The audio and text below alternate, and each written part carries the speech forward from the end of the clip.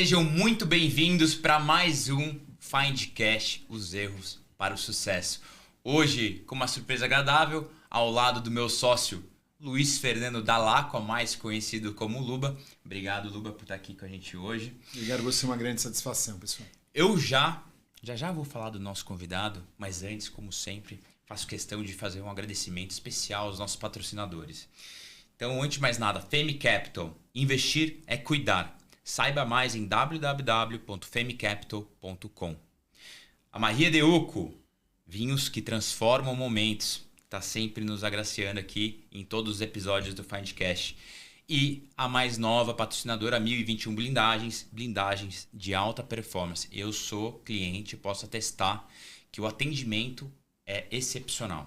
Marcelo Arantes de Carvalho é nosso convidado de hoje. Mineiro, executivo por 36 anos em empresas como ABB, Unilever, Grupo Fiat, Reckitt Benckiser, Intelig e principalmente a Braskem. Sua última posição foi de VP Global de Pessoas, Marketing e Comunicação e Imprensa, da Braskem, onde ele ficou lá por 15 anos. E hoje atua como conselheiro de administração, além de ser um belíssimo palestrante. Então, Marcelo, muito obrigado por ter aceitado esse nosso convite. Tenho certeza que o pessoal vai poder se inspirar e aprender um pouco com essa nossa troca aqui e a gente explorar um pouco dos erros que você teve e que você enfrentou para você chegar no sucesso. A gente estava aqui falando um pouco antes das câmeras aqui. Tenho certeza que tem muita coisa interessante para a gente compartilhar e que a gente possa inspirar as gerações futuras de executivos e de empreendedores. Seja bem-vindo. Bom, primeiramente, muito obrigado a vocês dois pelo convite. É um prazer enorme estar com vocês aqui e compartilhar um pouco da minha história. E como um bom mineiro, né, a gente adora contar caso. Um cadinho, né? Um cadinho de caso. Perfeito. Então eu já vou começar aqui. Me fala, como é que foi o início da sua carreira? Qual que era como é que era o seu ambiente familiar, né? Como é que você iniciou nesse mundo? Tá, foi até bom ser colocado como ambiente familiar, porque eu acho que é impossível falar da minha carreira sem falar um pouco da minha história. A minha história pessoal, minha história familiar me criou. Pai militar, advogado, mãe artista plástica. Nossa, Pois é. Os opostos se juntaram, né, para ter, acho que, os dois filhos, se separaram 13 anos depois, e quando meus pais se separaram eu tinha 9 anos de idade. Então eu tive logo aos 9 anos de idade uma separação. Logo depois eu fiquei, naquela época, né, eu optei em ficar com minha mãe, não é que minha opção era obrigatório ficar com a mãe. E na minha história de formação pessoal, dos 3 aos 15 anos de idade, eu passei necessidades econômicas e financeiras, ao ponto de você abrir uma geladeira só tinha água. Mas isso tudo me deu uma série de aprendizados, né, que eu ia ter que lutar pela vida desde cedo. Então, desde cedo, eu tinha uma curiosidade intelectual já li a revista Veja, já li a revista Exame, já li o Jornal do Brasil, Estado de Minas, que era no jornal lá de Minas Gerais, e vi alguns programas, um deles eu me lembro claramente, chamava Intervalo, que falava das propagandas. E eu falei, puta, vou ser marqueteiro. E aí eu fui para a facu, né, fazer a facu, fiz administração de empresas e fui ralar. No terceiro ano de faculdade, comecei a trabalhar, fazer estágio na área de RH e fiz estágio em RH até agora, janeiro desse último ano aí. A gente está sempre aprendendo, né? Sempre aprendendo. Que demais. Então conta um pouco. Pode falar. Raro isso, né? Porque hoje mesmo eu estava fazendo uma conversa, uma entrevista e falando sobre dados básicos de leitura, de acompanhamento de economia, e hoje as leituras são tão incipientes. Uma pergunta básica que eu fazia no começo da carreira para quem eu ia entrevistar, do interesse em economia, e perguntava qual foi o último PIB. As pessoas não sabem nem falar isso, né? E como é raro hoje alguém ler uma revista, fazer uma leitura mais densa, ainda mais com essa idade, né? Hoje está muito fácil dar o contra-copy, né? O copy, o paste, né? Tem muita informação disponível, acho que tem muito pouco conteúdo profundo. Então as pessoas hoje em dia ficam pela primeira página, pela primeira leitura, te cancelam muito fácil, te aceitam muito fácil, né? Então acho que cada vez mais a gente precisa renovar nas novas gerações a questão da importância da profundidade e da leitura. Com certeza. Eu confesso para você que eu fui aprender isso depois na faculdade, porque eu nunca fui muito adepto da leitura, porque sempre me passavam aqueles livros, né, de histórias, vidas secas e etc. Putz, Lusíadas. Exato, não gostava. E aí eu me descobri no mundo dos livros de negócio. E assim, impressionante como eu devoro o livro de negócio. Eu tenho assim, stands de impressionante. E o quanto isso trouxe profundidade e conhecimento pra gente aplicar ou não aplicar. Só de você saber, você agora já tem um pouco mais de conhecimento, né? Isso. E aí é isso mesmo. Eu também na minha infância era obrigatório pela escola ler um livro por mês. E ainda tinha que fazer um resumo do livro. Né? E aí esses livros, eu tô falando livros de poesia, de poeta, de histórias, Camões, né? Li Camões. E quando eu cresci, eu comecei a ter muito mais vontade nos livros de negócio. Então, Gerente Minuto lá atrás, do Kenneth Blanchard, comecei a ler. Né? Mega Tenders 2000, né? Que eu fui ler lá atrás. E comecei. E hoje... Até Outliers, do Malcolm, que, meu, apesar de não ser super pra business, faz toda conexão. E da mesma forma como você, eu sempre fui mais visual. Então, leitura, para mim, eu tenho que me forçar para leitura. Se você colocar um livro, me ver, eu vou ver rapidinho. Se eu botar para ler, eu vou levar um tempinho mais do que aquela questão. E hoje eu adoro ler. Ainda leio livros de negócios então. E leio muito livro de esporte, ou então de desafios. E aliás, é Iron Man, né? Sim, sim. Essa é uma parte que eu deveria ter colocado, inclusive, na apresentação, né? Vamos aproveitar um pouquinho desse início aqui para a gente entender como é que esse lado seu esportista te ajudou dentro do seu mundo, né? Dentro da sua carreira executiva. Tá. Faço esporte desde criança, por esporte do meu pai. Eu sempre fui um atleta, um esportista, então sempre amei esporte desde cedo. Seu pai fazia o quê? Meu pai fazia corrida, né, e ginástica. Naquela época não tinha muita corrida. E eu era um exímio pulador de corda. Né? Então eu vi ele fazer aquela atividade. E lá em Minas, petequeiro, né? Jogar peteca, que é um esporte lá em Minas. Né? Então eu era colado no meu pai de terça a domingo, que a gente ia pro clube direto, cedo de manhã. E final de semana, sábado, domingo, o dia inteiro no clube. Então eu sempre fiz muito esporte. Então, mas eu fiz natação, fiz judô, fui federado em basquete. Né? Claro, um brasileiro, eu gostava de jogar bola, mas aos 15 anos eu entrei para corrida de rua. Fiquei na corrida de rua até os 47 anos, fiz maratona e tudo. E aos 47 continua? Continua na boa. Que é isso? Né? Continua na boa. E eu tenho muito menos idade que ele, eu já tive 3 ou 4 infiltrações de joelho e nunca corri 15 quilômetros. E aí aos 47 eu vim para o triatlo longa distância, porque a corrida já não me dava mais aquela sensação de desafio. Né? Então eu vim para o triatlo e eu sou... A minha preferência é triatlo de longa distância, que são as provas principais da Ironman ou meio Ironman. Quantos Ironmans você já fez? 8 até hoje. Quais países? Fiz Brasil, Portugal e Argentina. Que demais. Aqui no Brasil eu repeti muitas provas aqui. Qual que você gostou mais? Portugal. E qual que você tem vontade de fazer? Hoje em dia, né, eu tenho muita vontade de fazer na Áustria, né, e na Itália e na Espanha. Minha família é toda austríaca. Mesmo? Vai ser prazer. E o quanto isso te ajudou na carreira executiva? Tá, então coisas importantes. Eu acho que na vida, na carreira executiva, no esporte, algumas questões são importantes. Determinação, disciplina, né, e resiliência. Então, seja em qualquer uma delas, você precisa disso daí. Né? Então, no triatlo de longa distância, eu tenho que treinar, você tem disciplina. Você tem determinação de cumprir aquela planilha sua, porque senão você não vai performar. Sim. E é uma luta contra você mesmo na cabeça, né? Porque é uma prova longa, eu estou cansado que eu estou fazendo isso. Né? E na vida profissional igual. Você está perante um desafio enorme, você desiste dele ou você enfrenta esse desafio? Na profissão que eu tive, RH e marketing ao longo da minha carreira como um todo, não é toda hora que as pessoas aceitam o que você está colocando, o argumento que você tem. Se você manter resiliência, você não faz mudança. Né? Então, assim, é fundamental ao longo disso tudo. E para mim o esporte foi muito importante, e ele ainda é importante hoje, porque é o único local que eu fico zerado de cabeça. Eu não penso nas questões pessoais nem na questão profissional. Eu estou ali concentrado no esporte. Então, é o meu momento. Terapia. É a minha terapia, o esporte. E nem acho que todo mundo deve fazer esporte em terapia, não. Acho que cada um deve buscar alguma coisa para fazer que seja a sua terapia. Hobby, né? Uma leitura, um yoga, um jazz, seja o que for. Acho que alguém tem que ter... Todo mundo tem que ter um tempo... Né? Uma peteca. Isso, uma peteca. Né? A pessoa tem que ter um tempo para ela.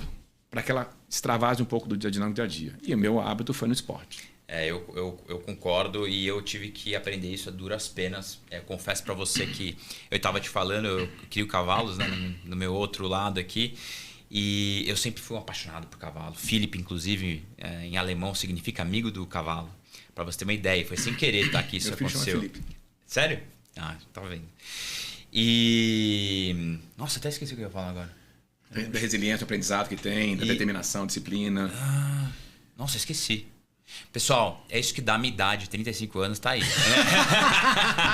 56 aqui. Mas eu vou lembrar já, tá? Eu vou lembrar já.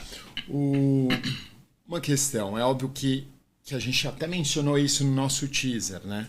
Sobre uma vida executiva, ainda mais bem sucedida, é claro, em chegar a uma liderança de tantas responsabilidades como você tinha de comunicação, de imprensa, de marketing e de pessoas, numa instituição como a Braskem, que foi, ainda mais no período que você passou, como uma das maiores referências petroquímicas e da indústria do Brasil mesmo, né?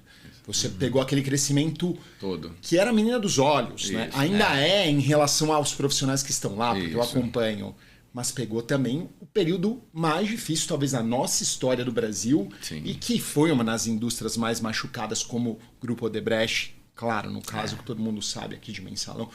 Como foi isso, né? Porque eu tenho amigos que sempre foram profissionais extraordinários de Odebrecht, com formação e carreiras de projetos e tudo, mas que abandonaram o barco, né? Conta um pouco disso, né? Um pouco desse desafio, como foi e como ser um gestor de uma cadeira tão importante e fazer essas pessoas despertarem o interesse para todo dia estarem lá, né? E reconstruírem a companhia. Tá. Maio de 2010 eu entrei na Braskem. Em setembro de 2010 eu fiz o primeiro depoimento e falei, é essa empresa que eu vou aposentar. Por quê? Por causa da cultura dela. Sim. Então eu vivi de 2010 a 2016 ciclo de crescimento, de compra de empresas, compramos 15 empresas, fomos lá para fora, para os Estados Unidos, fomos para a Europa, né? Começamos a construir no México o maior complexo petroquímico com 5,2 bilhões de dólares de investimento. Então tive anos maravilhosos de crescimento da companhia, de integração da companhia. Sim. 2016 chegou a Lava Jato e, infelizmente, né, eu fiquei decepcionada, como várias pessoas ficaram decepcionadas, a minha empresa foi envolvida no Lava Jato e meus 2 acionistas também envolvidos no Lava Jato. Sim. Você tem 2 opções numa hora como essa. Ou você toma a decisão e sai, que é a decisão mais fácil e a mais aceitável pela sociedade. A sociedade não te cancela se você toma essa decisão. Agora, se você toma a decisão de ficar e cuidar da crise e cuidar da imagem da companhia, muitas pessoas te crucificam, mas eu não estava preocupado com isso. Eu estava preocupado porque eu tinha 8.600 pessoas debaixo de mim. Eu era um top manager da companhia, que estava todo mundo lá embaixo olhando para cima e falando, e agora? O que vai acontecer? E a minha decisão foi ficar junto com aquelas pessoas para cuidar, reposicionar para a companhia. Porque a companhia que eu criei, que eu ajudei a desenvolver, não era aquela. E eu ia resgatar a companhia com base nas pessoas e convidando as pessoas para esse processo. E é uma decisão muito clara, que eu aprendi ao longo da minha vida. Trate um adulto como adulto, que ele comporta como adulto. Se você tratar um adulto como criança, vai reagir como criança. E a decisão nossa vai dar transparência às pessoas de todos os erros cometidos e o que nós juntos vamos fazer para recuperar a nossa imagem e reputação. Então, nós convidamos as pessoas da Braskem para reconstruir a companhia. E foi sensacional. Eu quero até saber um pouquinho mais como isso. Agora, eu queria muito entender como é que você conseguiu transparecer e incentivar tantas pessoas, né? Pô, você falou de mais de 8 mil pessoas e nem todas, né?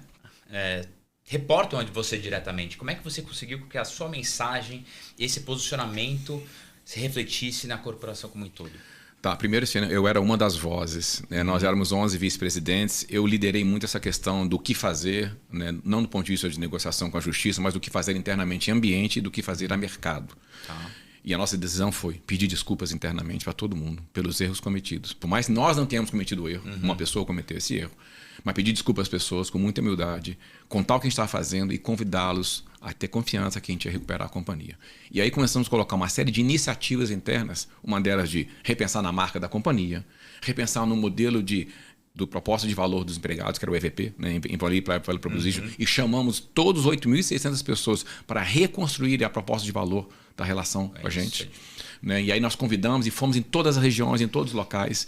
Né? E externamente, eu fui para diversos bancos, Bolsa de Valores, ONU, Pacto Global, pedir desculpa pelos erros cometidos, contar quais eram os erros e como é que estava corrigindo. Então você precisa nessa hora de humildade e usar a sua reputação pessoal a favor daquela empresa e daquelas pessoas. E não como a maioria está acostumada a usar um pouco do brand da empresa, né, para a promoção do próprio nome, né? Um pouco do exercício contrário, né? Acho que é claro, é muito bom quando você está na baita organização e você fala que eu sou tal pessoa de tal empresa. O difícil é quando a sua reputação naquele momento é maior, você tem que colocar ela a serviço da empresa no momento que ela está precisando. E aí a visão muito clara da relação, né, que você tem com os acionistas. Eu sempre fui muito respeitado. Né, muito das coisas que eu conquistei na minha vida, eu conquistei nesta empresa. E eu tinha e tenho muito carinho por ela. Então eu tinha mais que me doar e me entregar. Né, eu lembro meu pai me perguntando, né, como um bom militar, Marcelo, está acontecendo esse problema, você tem alguma coisa a ver? Eu falei, pai, você me ensinou uma coisa muito cedo, que era durma com tranquilidade e tenha coragem de botar a cabeça no travesseiro com calma. Eu falei, eu posso botar a cabeça no travesseiro com calma. Eu acho que se eu saísse da empresa eu teria mais problema com isso, mas eu não quis ficar. Para você dormir, né? Você falou uma coisa, acho que aqui nos nossos bastidores, acho que é bem marcante.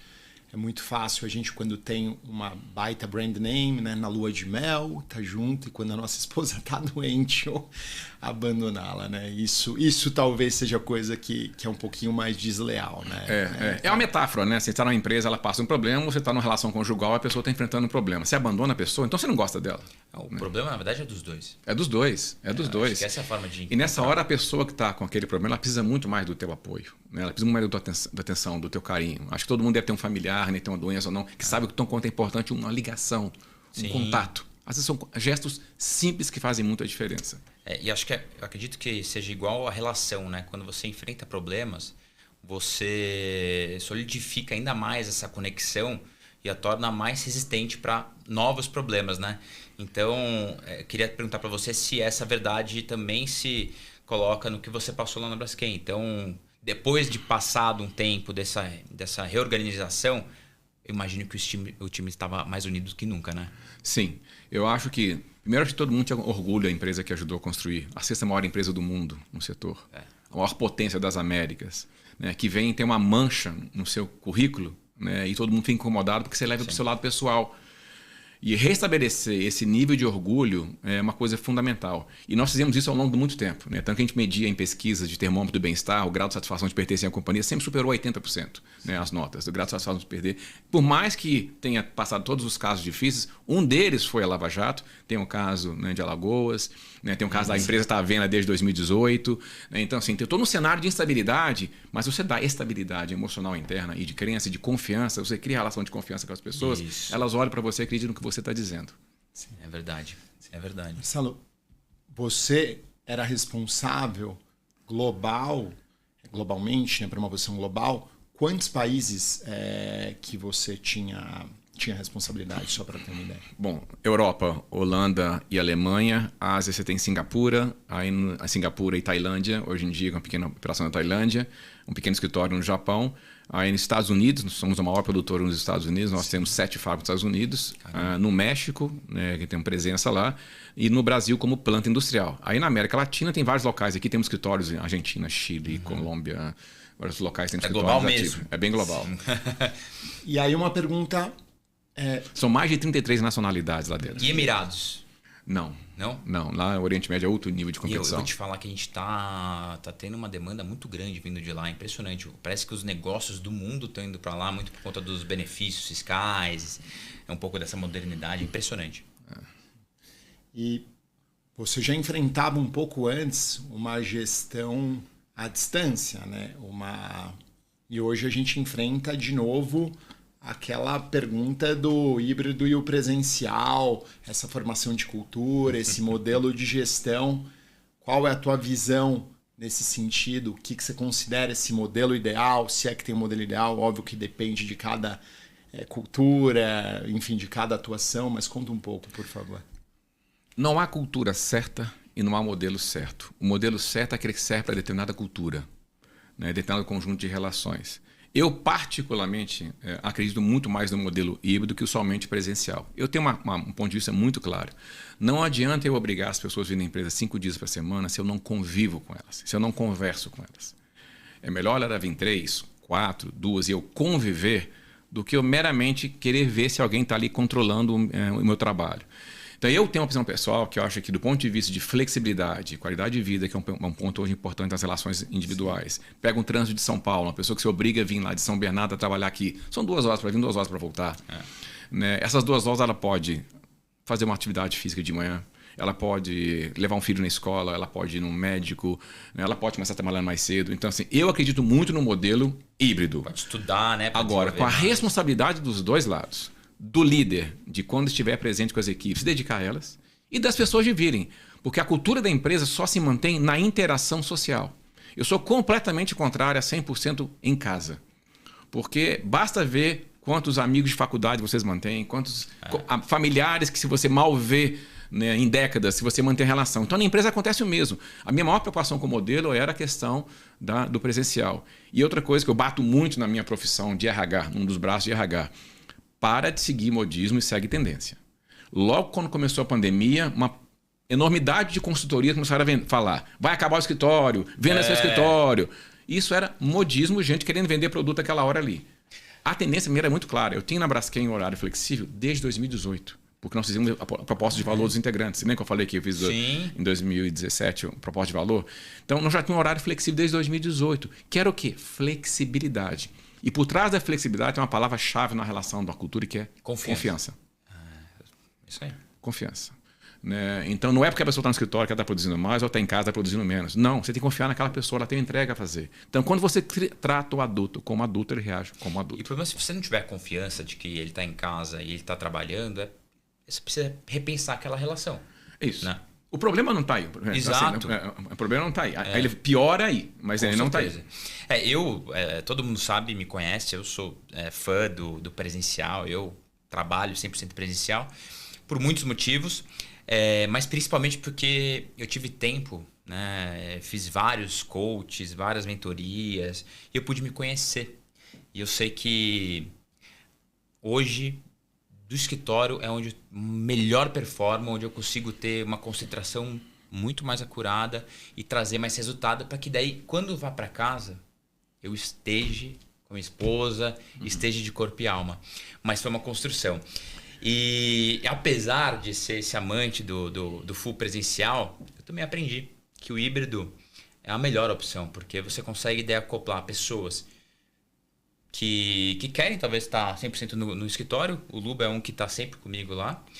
Assim como pessoas que também vivem talvez num lugar mais distante, conseguem ter um equilíbrio de vida melhor. Inclusive, isso acaba sendo até um asset para você trazer as pessoas para trabalhar na empresa, né? Isso. A gente estava falando, inclusive, agora, a gente trabalha muito com o pessoal de tecnologia. Nossa maior briga tem sido essa questão de remoto, mínimo remoto. Porque eles não querem mais nem vir a 1 dia ou 2 dias no escritório. Querem ficar 100% remoto. E aí eu acho difícil. Né? Aí eu acho que se você tem uma tarefa para executar um projeto de 6, 7 meses na companhia, tudo bem. Você não vai construir relação e nem vai construir carreira. Porque você não constrói carreira à distância. Não vai ser um e-chefe. Né, à distância. Porque você tem que ter relação com as pessoas para ser até legítimo, né, crescer na companhia. Aí uma decisão que a empresa tem que ter se é para o projeto ou não é para o projeto. Eu sou um partidário do modelo híbrido.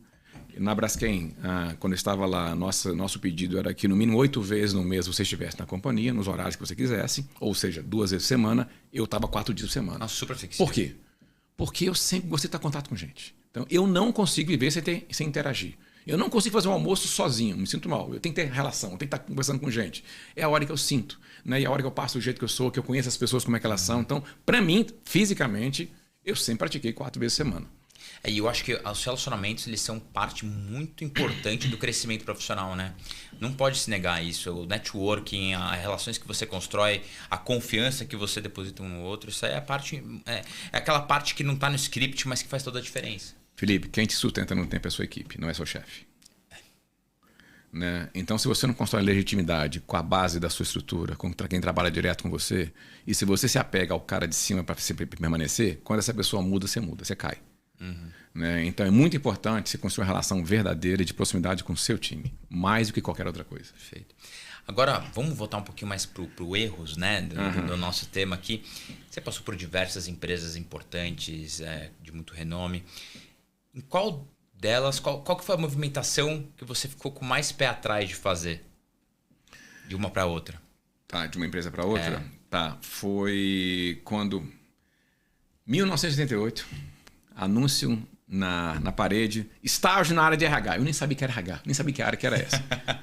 Fiz lá um estágio, né, na área de RH, nessa companhia. Fiquei 4 semanas. Foi embora, não gostei. 20 anos depois, eu sou convidado a voltar para ser o diretor de recursos humanos corporativo dessa empresa, das 14 empresas, Grupo Fiat. E eu tive esse receio da volta. Falei, será que aquela empresa que eu conheci lá há 22 anos atrás é uma nova empresa? Né? Então eu fico com esse receio, né? Porque era um colosso, eram 44 mil pessoas, 14 empresas. Era Stellantis já? Não, era Fiat ainda. Era Fiat, estava naquela fase que logo em seguida comprou Chrysler, lá a Chrysler, a Jeep. Eu entrei nessa fase, né? na companhia. E foi uma experiência riquíssima, maravilhosa. Mas eu fiquei com receio dessa mudança. Eu ia voltar para minha terra natal, que é Belo Horizonte. Eu estava em São Paulo, muito bem ambientado. Ia voltar para minha terra. Então, todo aquele... Né, voltar para minha terra. Será que depois eu vou sair de novo? Né, voltar para aquela empresa que foi o primeiro estágio, que eu fiquei pouco tempo lá atrás, porque eu tive uma experiência não tão boa com o líder imediato. Né? Olha lá como é a importância do líder, né? Dessa relação que a gente constrói. E a experiência foi super básica. Né? Então, um dia eu conto essa história, por que eu quis sair. Mas, então, esse receio eu tive da volta. Entendi. Mas eu passo muito rápido. Eu tive o receio da volta, passo muito rápido, encaro e vou embora para frente. Eu acho que o que define o ótimo executivo não é a forma com que você enfrenta os problemas, mas como você resiste a eles, né? Então você tem que estar sempre resistindo a desafios e problemas diferentes. Problema vai ter, desafio vai ter. Né? Eu sempre tornei o limão da limonada. Eu tinha um problema, falei, putz, que bom, deixa eu resolver. E eu sempre gostei de entrar em empresas que eu tinha desafios, e não empresas com rotina. Eu não sou um cara de rotina, eu sou um cara de desafios. Então, entrar naquela empresa que tinha dificuldades, tinha que reconstruir a área de RH, tinha que reposicionar a companhia, a imagem da companhia, tinha que recriar. Putz, me dá que eu faço. Me dá que eu sei fazer. Dá que eu amo fazer. Né? E eu vou chamar as pessoas para fazer e vou construir junto com elas. Então, sempre gostei de problema bom. E lembra algum... Óbvio, na nossa trajetória profissional, diversos erros. Eu lembro de alguns aqui que aconteceram muito fáceis. Algum mais marcante na tua carreira executiva e o que fez você tomar um passo bem maior, uma assertividade maior depois desse passo? Eu tenho um marcante que quando eu estava na ZEA Bramboveri, ABB, Energia Elétrica, era a maior empresa de energia elétrica do mundo, uma gigante eles convidaram 12 pessoas no Brasil para virarem facilitadores de mudança e tocar um processo de transformação dos negócios. O que era isso? Eu tinha que entrar no negócio, fazer o diagnóstico dele em matéria de produto, processo, ambiente e, no final, dar uma sugestão para o presidente daquela unidade de negócio de mudança da empresa. Estava eu lá no setor de linha de transmissão de energia elétrica, fui para transformador, fui em gerador, aí chegou na hora de fazer na minha empresa, na minha unidade. Eu era um dos 4 que estavam lá. Achando dentro de casa, achando que está tudo fácil. E aí, discutimos lá todo, depois de 4 meses de projeto, eu fui apresentar a proposta de organograma da empresa nova. Sem sentir um pouco antes os bastidores, sem conversar com quem estava acima de mim de uma forma direita. Eu fui xingado de A a Z na reunião. Humilhado. A palavra certa foi humilhado na reunião. Não vou falar as palavras que eu escutei aqui por respeito à audiência. E aí eu falei, putz... Como é importante aqui em diante da minha carreira eu aprender a fazer a escuta prévia de temas polêmicos, porque na hora que eu chego numa sala de reunião, eu sei contra-argumentar, eu sei ponderar, sei as opiniões, e eu cuidei disso depois da minha vida inteira por causa desse aprendizado que ocorreu em 1993. Né? Então, ou seja, que eu fui defenestrado liderando um projeto, mas fui realmente assim, acabaram comigo. E tanto que nosso projeto nem caminhou muito adiante lá. E eu aprendi tão importante que é o alinhamento prévio. E conhecer as opiniões externas. O tombo que te levou a ter um olhar completamente diferente para tudo que você fez do restante da tua carreira. E o segundo erro profissional, se puder falar do segundo erro... Por favor. Era o líder mais novo no mundo dessa empresa, da ABB também. Aí um jornal lá em Minas Gerais veio me entrevistar, queria entrevistar, tá bom. Aí fiz aquela conversa com a jornalista lá, maravilhosa, papapá. Aí ela falou, acabou a conversa. Acabou a conversa. Aí ela começou a conversar da minha vida pessoal, né? E eu falei, eu tenho um sonho de um dia, quem sabe, ser presidente. Matéria domingo no jornal lá em Minas.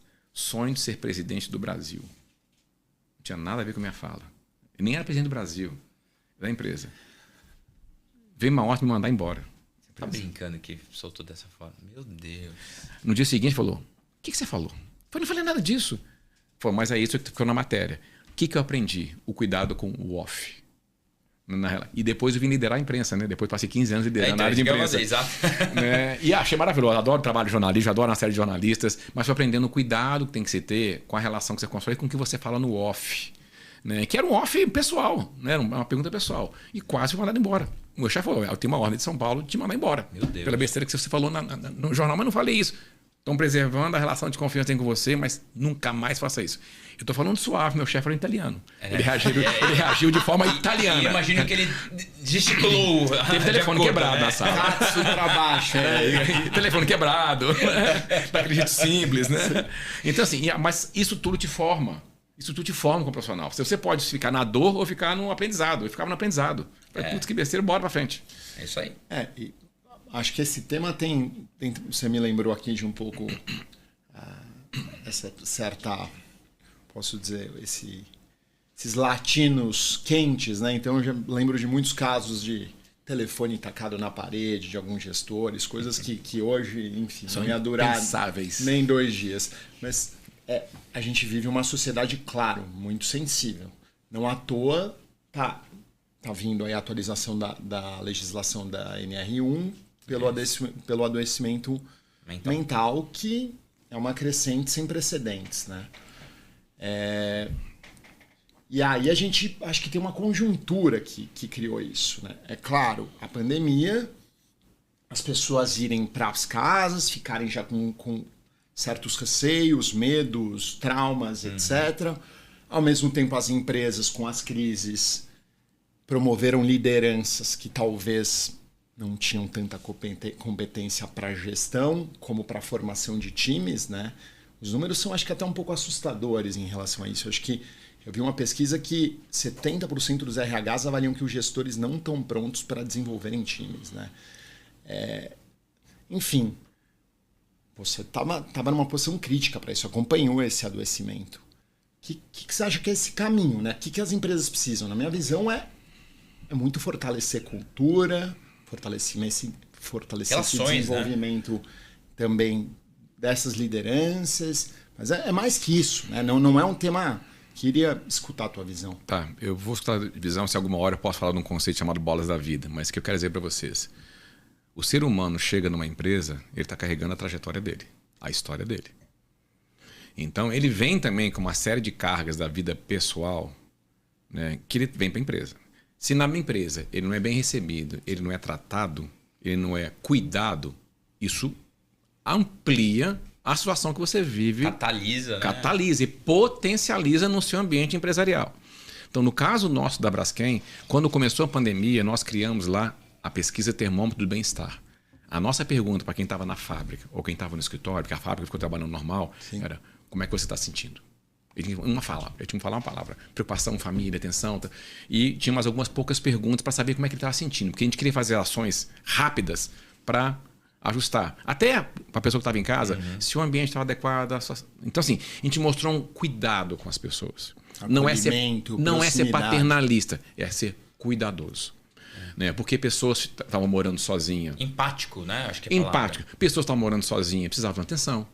Né? Pessoas que perderam familiares precisavam de atenção. Eu, particularmente, no início do Covid, quando começou a ter falecimento de pessoas da empresa, eu recebi inquérito, eu ligava para a pessoa para manifestar apoio.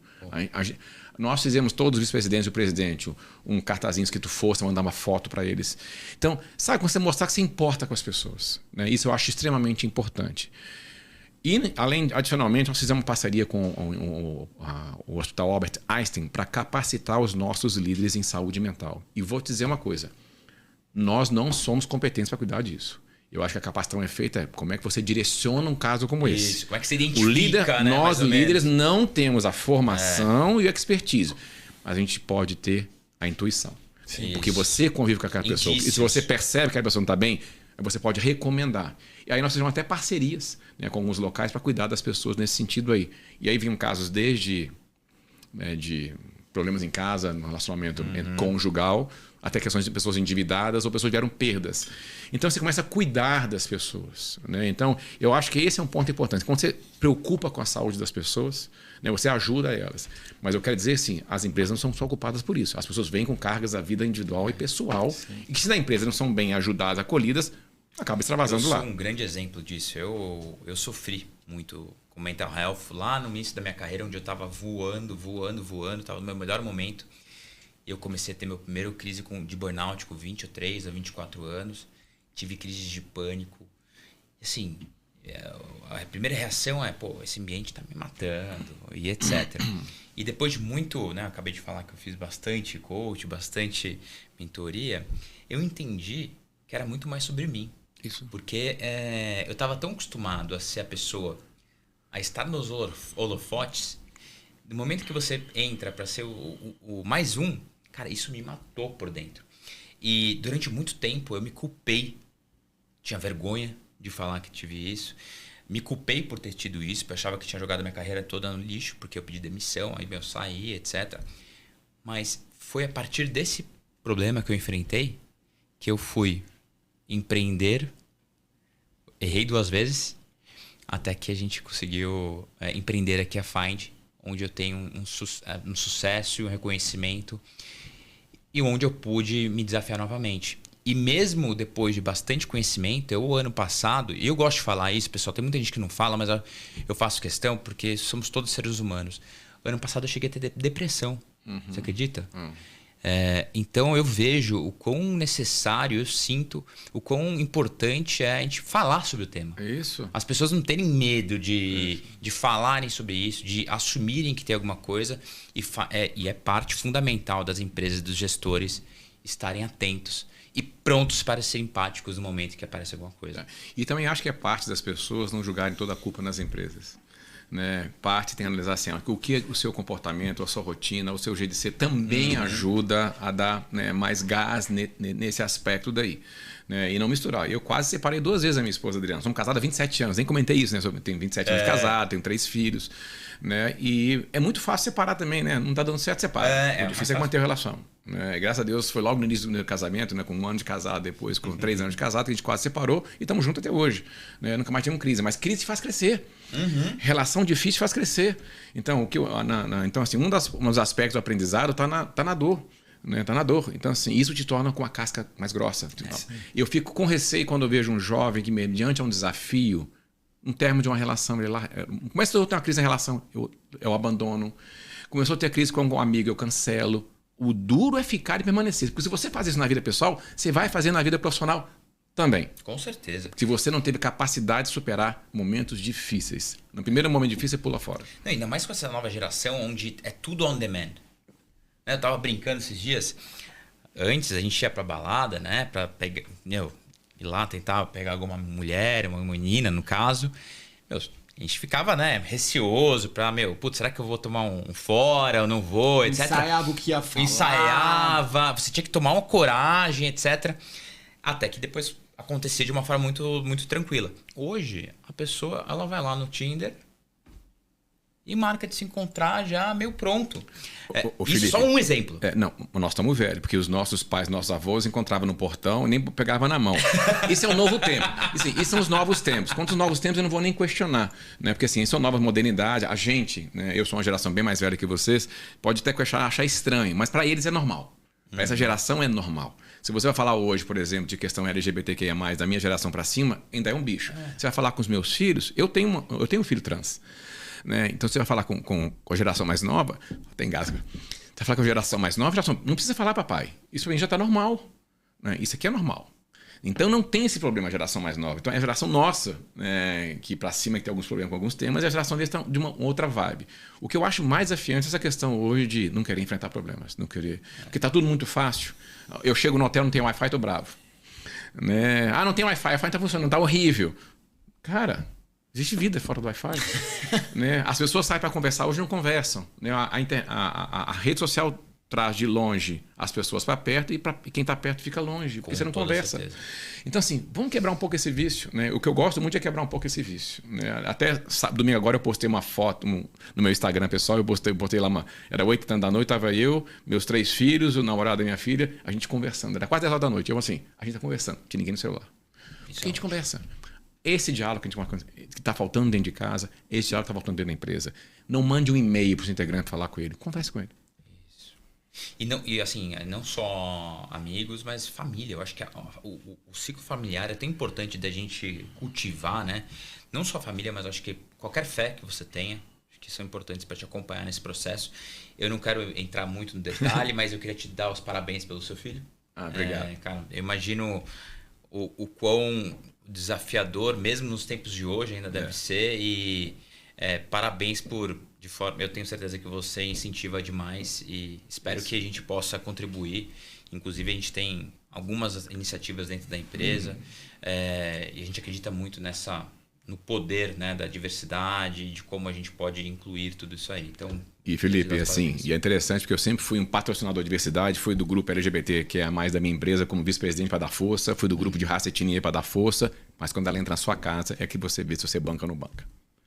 Né? Então, lá em casa foi um exemplo, acho que pra gente, para todo mundo que acompanha, né, os médicos que acompanharam toda a transição, fala que a gente foi um exemplo de amor. Olha que demais. Assim como você deu exemplo lá dentro da Braskem, né? Pelo que você falou. Eu acho que você demonstra o amor primeiro para você poder mostrar para o outro. Isso. Meu, muito legal. Tem uma pergunta que todo episódio eu faço, acho super importante e muito interessante. Do seu sucesso, quantos por cento você atribui a suor e quantos por cento a sorte? Olha, eu vou falar, acho que meu suor foi 90%. Mas eu precisei de sorte. Eu precisei estar na empresa certa, com as pessoas certas, que apostavam em mim na hora certa, com o desafio certo. Mas eu suei muito. E o que eu falo de suar muito para vocês dois aqui? Eu nunca neguei um desafio. Então, eu estava lá no início da minha carreira, como estagiário, como analista júnior, né? Tinha opção de trabalho para fazer, né? E eu falei, pô, eu quero fazer. E eu nunca perguntei o que eu ia ganhar com aquilo. Eu sempre falei, eu vou fazer. Porque eu sabia que eu ia ganhar conhecimento, que eu ia ganhar aprendizado. Nunca olhei o lado econômico nem de promoção. Anotem aí, tá? Né? Então, não, mas assim, aí vinha a memória, né? Opa, calma aí, quem a gente vai pensar? Tem alguém que está disposto a fazer tudo e faz bem. Né? E aí essa coisa é muito importante. E outra coisa muito importante, né? Foi assim, a educação que meus pais me deram, eles me falavam duas coisas muito básicas. Muito básicas. Eu vou usar termos da época, então peço licença porque eu vou falar. Meu pai falava, trate um pobre, um rico. Um preto e um branco da mesma forma. Então eu fui educado já com a diversidade da época, né, da década de 70. E minha mãe falava, não importa o que você faça, não é o dinheiro que vai trazer felicidade. Faça o que você ame, porque aí sim você vai gostar, você vai ser feliz na vida. Né? Então eu nunca coloquei o dinheiro com ambição. Né? Apesar de passar uma crise econômica, eu não queria que meus filhos passassem o que eu passei, mas nunca coloquei com ambição ser pessoa rica. Eu sou rico hoje, de amizades, de relação, de coisas verdadeiras na minha vida. Isso para mim é riqueza. Né? Aquilo que está no banco... De saúde, né? De saúde, entendeu? Tem alguns probleminhas com o excesso de triatlo, mas aqui com saúde. Então isso para mim é riqueza. Uma vez meu filho perguntou, pai, a gente é rico? Eu falei, somos. Olha a nossa família. Olha o que vocês estão sendo educados. Isso nós somos ricos. Nós somos bem ricos. Que demais. Gostaria de ter conhecido você antes. Você é uma pessoa que acho que inspira demais. Bom, mas voltando um pouco aqui para a parte profissional, eu queria te perguntar, já agora no finzinho da sua carreira, como é que foi essa transição depois de 15 anos de casa? Como é que foi para você aí começar a assumir um outro papel dentro das corporações, agora mais, né, de conselho? Como é que foi tudo isso? Tá, joia. 30 anos de idade, eu estava numa belíssima organização, mas eu não estava feliz. Fui tentar chegar no box para tomar banho, não consegui entrar no box. Sentei no vaso sanitário e comecei a chorar. Minha esposa entrou. O que está acontecendo, Marcelo? Não estou feliz. Pô, mas você está numa baita organização, uma excelente posição. Falou, mas eu não estou sendo eu. Tenho um cargo, mas não sou eu. A diferença do ter e o ser. E naquela hora eu tomei uma guinada. Eu falei, a partir de agora, as minhas decisões de mudança de emprego empresarial, eu vou buscar ser feliz e levar a felicidade para onde eu venho trabalhar. Foi o meu propósito de vida aos 30 anos que eu tracei. Precisei passar por algumas coisas para criar esse propósito. Aos 40 anos de idade, eu tive conversas de carreira bastante com Pedro Mandelli, que era um professor, né, Cabreira, famoso headhunter da Europe, uma conversa com ele. E aí eu fiz o meu plano de vida e carreira. E aí eu coloquei, daquela época aos 40 anos, que entre 55 e 57, eu ia sair do mercado corporativo como executivo. E ia, de alguma forma, compartilhar o meu conhecimento com o que eu ganhei ao longo da vida, para ver se eu ia conseguir fazer alguém crescer na vida. Se eu fizesse uma pessoa crescer na vida com o conhecimento que eu tive, eu ia ficar muito feliz. Uhum. E isso aconteceu aos 56 anos e meio.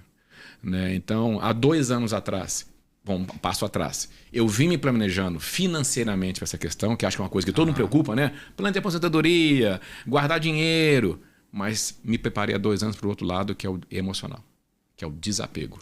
Eu não tenho mais empresa por trás de mim. Isso. Eu não tenho mais ninguém me assessorando. Eu compro minha passagem. É eu que faço minha nota fiscal. É eu que faço minha reserva. Eu não sou chamado mais para evento corporativo. Eu não tenho mais empresa para falar, olha, esse cara tá em bajulação, né? Eu não tenho mais o branding do meu lado. Eu fui me desapegando e preparando para isso por 2 anos. Uma coisa é você falar, não é fácil. Outra coisa é você ver na prática o que vai acontecer. Então, eu me preparei 2 anos emocionalmente para falar, vai acontecer isso em algum momento, eu estou me preparando emocionalmente. E fui falando com a minha equipe, com os meus diretos de maneira reservada, né, com todos os meus diretos, eles sabiam, né, de que está chegando a hora. Isso mesmo? Cheguei a abrir até com o meu chefe. Olha a relação de confiança, né? Eu cheguei a abrir, inclusive, com o meu chefe. Né? Aí minha turma falou assim, pô, Marcelo, não acredito que você vai fazer. Tem gente até hoje que acredita que eu não vou ficar nessa vida, né? Que eu vou voltar para o mercado corporativo. Né? Então eu fui abrindo e construindo essa relação e deixando claro para eles, para que não seja surpresa para eles e para mim. E à medida que eu falava, eu também me preparava. Porque uma coisa é você terminar um vínculo emocional. E eu fiz 40 dias de despedida quando saí da Braskem agora. Eu fui em todos os locais onde eu tinha presença, fui para todos os países agradecer todo mundo. E, como falo na oração de São Francisco, é dando que se recebe. E eu recebi assim, muito carinho, muita coisa bacana fizeram ao longo desse tempo para mim. Então, preparação financeira, planejamento, preparação financeira e preparação emocional. E assim que você começou a assumir já o papel como conselheiro, qual que foi a maior diferença? Tá. Bom, eu sou conselheiro já há tempos, mesmo estando na Braskem.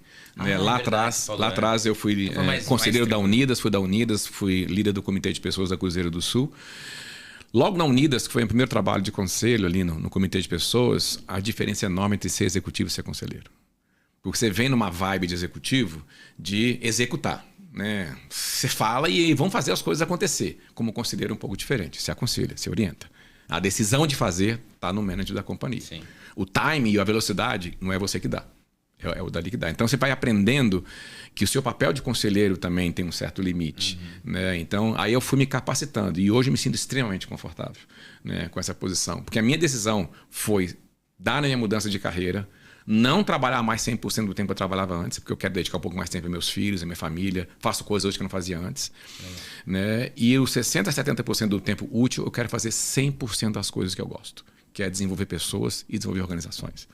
Então, é isso que é meu plano de vida agora em diante. Que legal. E quando a gente olha para o futuro, o que você vê de... Vou dividir em duas essa pergunta. O que você vê de tendência para o mundo executivo para os próximos 5 anos?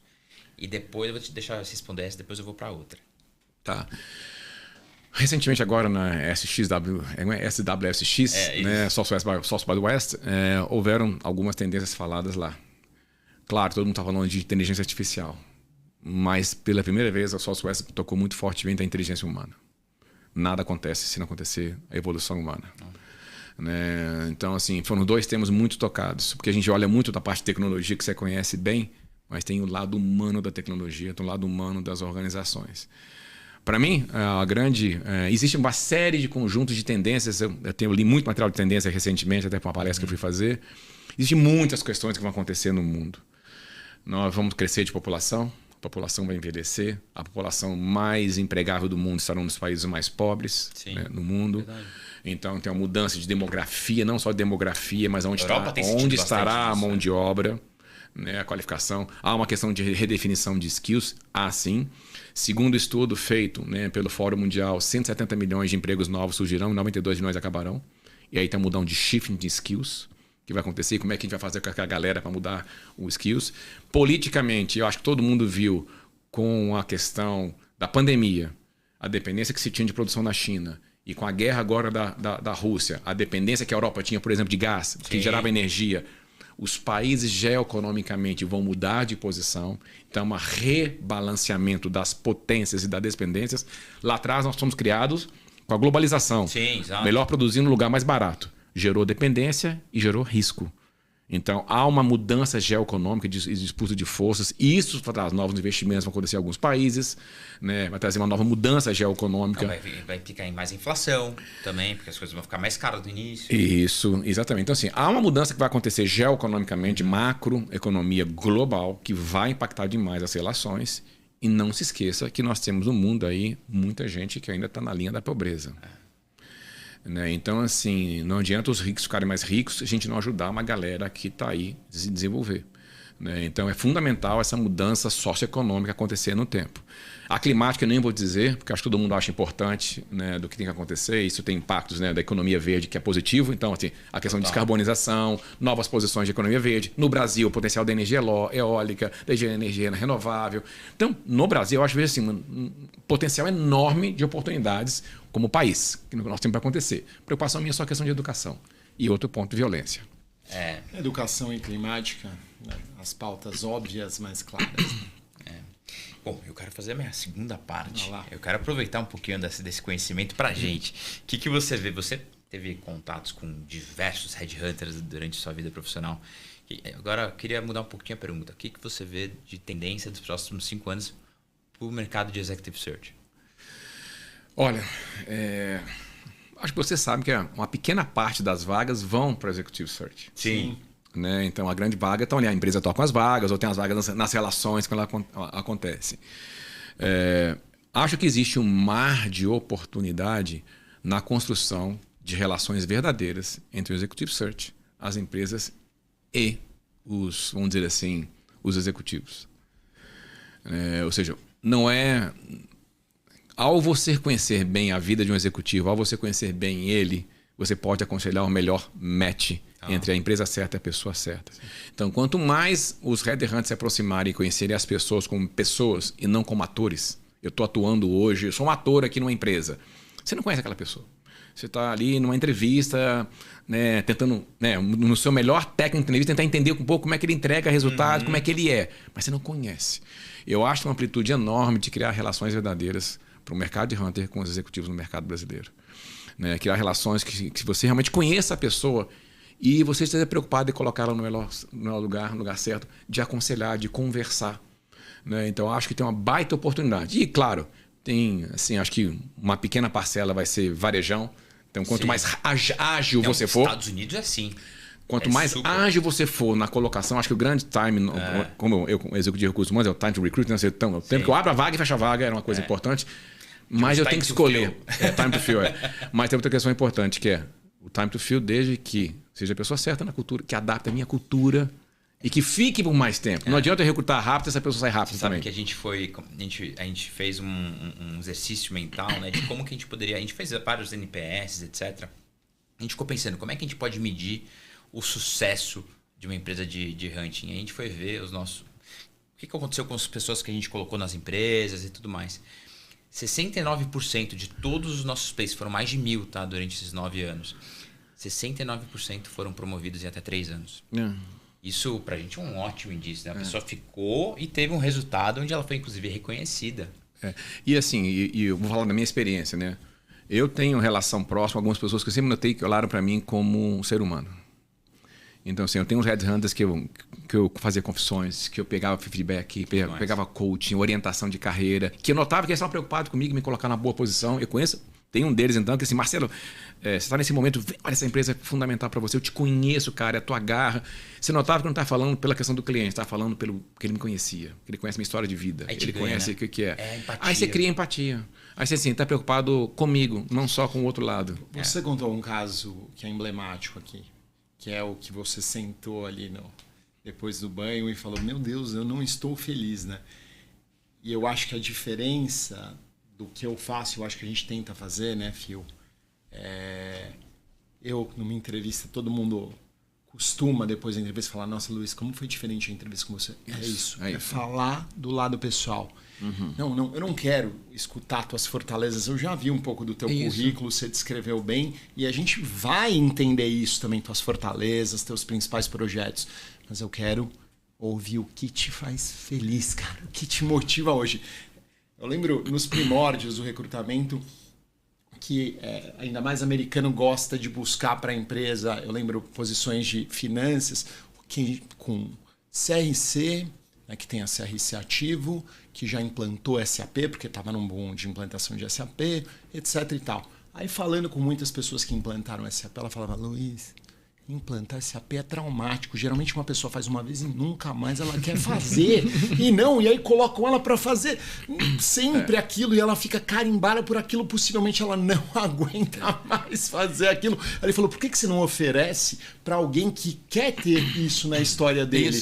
Para ela participar de uma implantação de SAP, porque ela vai se motivar muito mais. Eu quero esse desafio. Mas é sobre isso. E aí depois as pessoas vêm falar, nossa, Luiz, você fez a leitura certa, né? É esse tipo de empresa, esse tipo de cultura. E quando a gente faz um alinhamento de posição, é muito mais óbvio saber os aspectos técnicos e comportamentais, mas ouvir o que é a cultura, né? Quem é uma cultura relacional, uma cultura que precisa de pessoas mais tratores, enfim, tem. Mas é isso mesmo. E é interessante que quando eu conversava com as pessoas nas empresas que eu trabalhei, né, ter aconselhamento de carreira ou bater um papo, né, eu falei, putz, ou era candidato, eu falava, o seu currículo já está aqui, eu já acredito. Me conta quem você é. Você tomava um susto, assim, que as pessoas vêm prontas para um roteiro de eu fiz aquilo. Eu falei, não, isso está aqui. Eu quero saber quem você é. Porque eu queria checar a cultura, a aderência à cultura, e não o currículo. Porque o resto você aprende. O resto você aprende. Né? O resto, se você não souber um detalhe, você vai aprender. Né? Isso que eu achava importante. Né? Então, acho que realmente esse lado, assim, no mercado de hunting, quanto mais vocês conhecerem as pessoas, os seres humanos, mais vocês vão poder fazer o... Ainda mais o mercado latino-americano, né? Que é tão relacional. Muito relacional. Vive-se disso, né? Eu tô chegando aqui nas minhas últimas perguntinhas. Você como executivo global, né? Que tô já em diversos países. Você vê o Brasil como todo mundo fala, é o país do futuro? Quando eu estava estudando na escola, a gente era país subdesenvolvido. Há um tempo atrás virou um país emergente. Sim. Né? Agora é país do futuro. Então eu vou dizer uma coisa para vocês. Para mim, o Brasil é o melhor país para se viver. É o melhor povo. Apesar de tudo que a gente vivencia. Eu amo esse país. Eu amo esse local nosso aqui. Então, eu não sei se é o país do futuro. Eu acho que tem muita coisa que, enquanto a gente vai pensando em núcleos, em feudos, a gente não vai conseguir desenvolver enquanto país. Eu não acho que todo mundo quer desenvolver o país como a gente gostaria que ele fosse. Mas é o país que eu amo. Então, eu não vou pensar o que o Estado tem que fazer. Eu vou pensar o que eu posso fazer no meu cantinho, para aquelas pessoas que convivem comigo, ter um Brasil um pouquinho melhor. Então, acho que esse aqui é o meu pensamento. Então, assim, amo o Brasil. Eu acho que o país é o melhor país que eu já vivenciei na minha vida. Né? A gente questiona muito porque a gente está aqui no Brasil. Vai viver lá fora. Vai ver como é que vai ser tratado. Não, cara. Vai ser atendido. Os comodismos que a gente tem aqui são... É muito bacana falar fora, mas vai viver lá fora ou como estrangeiro. Vai no sistema público de saúde lá fora. Né? Não é tão simples assim. Né? E a gente tem um lado que eu amo muito, que é o coração. Nós somos latinos, nosso coração está acima de tudo. Então, assim, para mim é o país do meu sonho, é o país que eu amo, é o país que eu nunca quero abandonar. Pena que só está num grau de violência que eu acho que é exacerbado, né? E assim, sem controle, mas é o país que eu amo. Não, é um país que eu desejo sempre o melhor para ele. Fico muito feliz de escutar essas palavras que nos dão esperança, né? Porque a gente acaba sendo tomado, eu principalmente, confesso, notícias que acabam nos chocando, né, etc. E, na verdade, é só mais um passo, né, em direção de uma evolução. Então, obrigado pela sua contribuição todos esses anos para criar um Brasil que saiu do lado de segundo mundo para emergente. Assim, não. Eu nem sei se eu consegui fazer, né, mas assim, eu sempre coloquei... Tem uma frase que eu escutava quando pequeno, né? Se você quer mudar o mundo, muda o seu país. Se quer mudar o seu país, muda o seu estado. Se quer mudar o seu estado, mude sua cidade. Mudar a sua cidade, muda, né, onde é que você trabalha, a sua casa. Então, assim, eu não consigo mudar o estado brasileiro. Eu consigo mudar o ambiente da minha casa. Eu consigo mudar o ambiente com quem eu relaciono. Então, aí. Aquele livro lá que arrume sua cama antes de qualquer coisa, é militar. Depois eu vou te passar, é bem interessante. Bom, minhas duas últimas perguntinhas. Que conselho você deixa para o novo grupo de executivos que está se formando agora nas faculdades, os jovens? Não só executivos, como quem tem a audácia de ser empreendedor, né? O que você deixa de visão? Eu acabei de fazer uma palestra num setor açucrial no interior de São Paulo e eu falei lá, eu vou escrever um livro, vou falar aqui para vocês, se eu escrevesse um livro, o Marcelo que está agora saindo da faculdade. Eu coloquei 8 tópicos. E o último, que é o mais marcante, que é seja sempre você. Não é que você não possa evoluir, não é que você não possa desenvolver, mas você não precisa ser radicalmente outra pessoa de quem você é. Há uma diferença enorme na vida entre você ser ator e ser autor. Muitas das vezes, o mercado empresarial te chama para ser ator, interpretar um papel de quem você não é. Mas você pode optar em ser autor, escrever a sua história, da forma como você quer. Adorei. Então, assim, qualquer um não deixe de ser você. Né? E se uma empresa precisar mudar você para que ela goste de você, ela não gosta de você como você é. Então, você tem uma escolha para ser feita na vida. Né? E algum dia eu aconselho vocês leiam um conceito que se chama 5 bolas da vida, né? Do Brian Dice. Eu quero saber depois, eu quero saber. Então, assim... Seja você. Eu acho que uma grande parte da saúde mental e das relações na companhia é porque de você ser você, encontrar uma empresa que permita você ser você, com seus erros, seus acertos, com seu bom humor, com seu mau humor num dia, mas que você pode ser você, que você não se sinta agredido. Né? Se adaptar e não se transformar, né? Isso. Volto a dizer, a gente pode evoluir, a gente pode crescer, a gente pode mudar sim, claramente. Claro que eu evoluí com todos os erros que eu cometi, até no erro em gestão que eu cometi. Claro que eu cometi erro em gestão de pessoas, claro. E os erros me cresceram, me evoluíram. Sim. Mas eu não mudei a minha essência que eu aprendi na minha casa. E valores a gente aprende em casa, não é na empresa. Perfeito. Bom, você quer fazer alguma última pergunta antes que eu faça a minha tradicional final pergunta aqui? Eu estou satisfeito, mas depois você pode, ou agora, falar um pouquinho dessa questão das 5 bolas da vida? Posso? Rapidamente. Por favor. 5 bolas da vida, 4 delas são de vidro, uma é de borracha. As de vidro são a alma, família, saúde e amigos. E a bola de borracha é o trabalho. A gente passa a vida equilibrando essas 5 bolas. Então, se você imagina que agora você equilibrando essas 5 bolas, uma das de vidro cai no chão. Por ela ter caído no chão, você vai ter que abaixar para pegar essa bola, porque ela é de vidro, ela não quica. E quando ela é de vidro, ou ela quebrou, ou ela rachou. Ou ela está trincada. Então, você vai pegar. Na hora que você coloca essa bola de novo para circular, por ela estar rachada ou estar trincada, ela vai toda hora cortar sua mão e te machucar, para lembrar que você deixou ela cair. A bola do trabalho caiu no chão, ela é de plástico, ela vai quicar. Por ela quicar, ela vai te exigir menos que você abaixe e pegue aquela bola e volte a circular a bola. Qual é a mensagem? Cuide de você, cuide da sua alma, cuide da sua saúde, da sua família, dos seus amigos. A recuperação disso é muito mais caro que você mudar de trabalho. E é fundamental que eu fico vendo quem é workaholic, dedica o tempo inteiro ao trabalho, esquece de cuidar de si, aí um médico daqui a pouquinho, uma UTI vai falar que tem que cuidar dele. Já passei por isso. largam os filhos, não acompanham os filhos, não vivenciam com os filhos, aí depois vê que o filho não tem relação com o pai. Sim. Então, assim, tem muita coisa importante na vida para que você se apequene. E eu falo, entre o primeiro choro ao nascer e o último suspiro, tem um negocinho chamado vida. Você que opta como é que vai transcorrer essa jornada. Tá na sua mão. Extraordinário. Olha, você falou que você, até encheu o coração, assim, eu vou te falar que de tudo que a gente conversou aqui, essa filosofia das 5 bolas me tocou, porque eu acho que a gente realmente tem que olhar dessa forma. A gente muitas vezes coloca o trabalho como uma bola de cristal, extremamente frágil, fica cuidando, e você deixa todos os outros aspectos da vida como secundário, e na verdade é o contrário. É o contrário. Eu confesso para você que, e eu tenho certeza que todo mundo aqui vai concordar, eu saio daqui completamente inspirado por essa forma de viver. E como a minha tradicional última pergunta sempre é: que filme, série, livro, você deixa de indicação para o pessoal poder procurar se enriquecer mais? Olha, vou falar alguns. Né? Fica à vontade. Bom, filme que acho que para mim me inspirou muito, livro que me inspirou muito é um do Nelson Mandela, onde ele passou as cartas que ele escreveu na prisão. Na prisão, sim.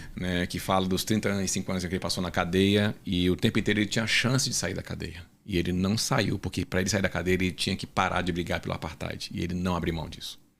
Ele passou os anos preso na cadeia para não se vender e lutar pela igualdade ou para a melhor situação na África do Sul. Então esse livro do Mandela para mim é um marco na minha trajetória. Filme antigo em que eu sempre adorei, Sociedade dos Poetas Mortos, porque lá tem uma frase que se fala carpe diem, em latim, que é aproveite o dia. E eu sou viciado em séries, sou viciado em filmes. Acabei de assistir o filme que está na moda, uma série que está na moda da adolescência, para ver um pouquinho desse filme. Mas e eu adorei agora recentemente, eu vou tentar lembrar o nome dele aqui agora, que é um filme do primeiro pelotão de mulheres negras que foi para a Segunda Guerra Mundial. Ah, eu assisti. Esse cara naquela separação de cartas. Isso. E assim, recentemente, eu acho que eu esqueci o nome dele aqui agora, acho que se puder colocar depois na legenda qual que é. Sim. Sensacional do ponto de vista mesmo. O que elas enfrentaram, resiliência, determinação, que elas passaram ali. Então acho que assim, vale para a vida pessoal, vale para a vida corporativa. E tem um pouco do impacto também do quão o emocional é importante, porque trouxe um carinho, para as pessoas no final do filme ali, que é impressionante. Não, e assim, aquela questão que elas via o desenho na carta, você lembra? Elas começaram a descobrir de qual base cada um estava, e aí conseguiram 8 milhões de cartas serem entregues em 3 meses. É surreal. E levantou a moral da tropa. Exato. Melhorou a parte mental deles, inclusive. Então, eu estou dando alguns poucos exemplos. Se for dar, tem uma enorme de exemplos de livros de esporte, de livros de RH, entendeu? Então, assim, mas eu falaria esses daí como resumo. Às vezes a gente tem alguns que são os de prateleira, Estão ali. Os memoráveis. Exatamente. Os memoráveis. Marcelo, queria te agradecer demais pelo papo aqui. Confesso que foi muito inspirador. Eu saio daqui hoje tocado, inspirado por você. Acho que é muito gostoso e importante ver que dá para chegar em posições de muito muito alcance, sem abrir mão de valores e sem abrir mão de quem você verdadeiramente é. Isso. Então, obrigado por ser esse exemplo. Obrigado por ter aberto esse espaço na sua agenda para estar aqui com a gente. Espero que todos tenham gostado. Qualquer coisa, fique à vontade. Podem fazer comentários. Luba, gostaria de fazer algum agradecimento final? Foi muito pontual. Riquíssimo. Pessoa que a gente quer ter perto. Isso sim, criar, acho que laço forte. Com certeza. Porque muita coisa boa, muita história boa e uma companhia extraordinária. Obrigado. Gostaria Obrigado, de deixar uma José. última palavra. Acho que a palavra para vocês, primeiro agradecer, né, a oportunidade de estar aqui com vocês. Para mim é um prazer enorme compartilhar conhecimento. Né? Então, assim, eu sinto cada vez que eu venho compartilhar um conhecimento energizado. Se você sai energizado, cada conversa que eu tenho, eu me energizo. Né? Então, assim, vou ganhando, putz, que legal, que coisa boa, como é bom compartilhar algo que você acredita. Né? Então, muito obrigado a todos vocês, a Isabela, né, pelo contato também que foi feito lá. Né? E espero que todo mundo curta, goste, compartilhe, comente. Eu não vou nem precisar fazer meu final agora. E continue aí curtindo esse canal. Muito obrigado pela oportunidade. Marcelo, super obrigado. Eu não vou precisar mais falar para vocês curtirem e tudo mais. Muito obrigado. A gente vê vocês no próximo episódio de Findcast, os erros para o sucesso. Valeu!